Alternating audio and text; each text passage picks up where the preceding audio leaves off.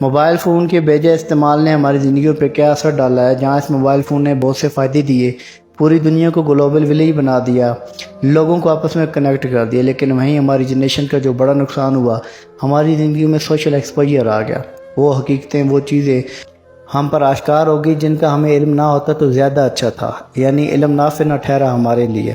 وہ اس طرح کے اکثر لوگ اپنا لائف سٹائل، اپنی لگژری گاڑیاں، اپنی لگژری اپارٹمنٹس، اپنے ہائی فائی 5 سٹار ہوٹل کی کھانے کی ویڈیوز بناتے ہیں اور انٹرنیٹ پہ ڈال دیتے ہیں۔ اب گھر میں بیٹھا غریب آدمی، اس کا بیٹا ہے، قسطوں پہ اس نے موبائل لیا ہے، نیٹ پیکج آن کر کے ویڈیو سوائپ کر رہا ہے۔ جب وہ ویڈیو دیکھتا ہے تو دیکھنے کے بعد سب سے پہلا تعصب ناشکری کا آتا ہے اسے، زندگی ریس بن جاتی ہے اور وہ حلال حرام کی تمیز بھول جاتا ہے، اور وہ وہی لائف سٹائل اور وہی چیزیں وہ حاصل کرنا چاہتا ہے، وہ اس پہ جنون سوار ہو جاتا ہے۔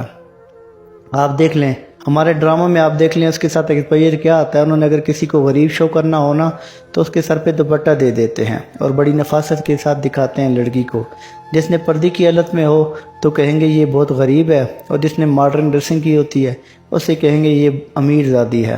ہمارے گھروں میں بچیاں، مائیں، بہنیں، بیٹیاں ان چیزوں کو کاپی کرتی ہیں، ان میں بہت کچھ سیکھتی ہیں۔ یہی حال ہماری زندگی کا ہے، ہماری زندگی میں ایکسپوجر آ گیا ہے۔ ٹھیک ہے، ہم گھر میں بیٹھے ہیں، دیکھیں یہ بڑی عام فہم سی باتیں ہیں۔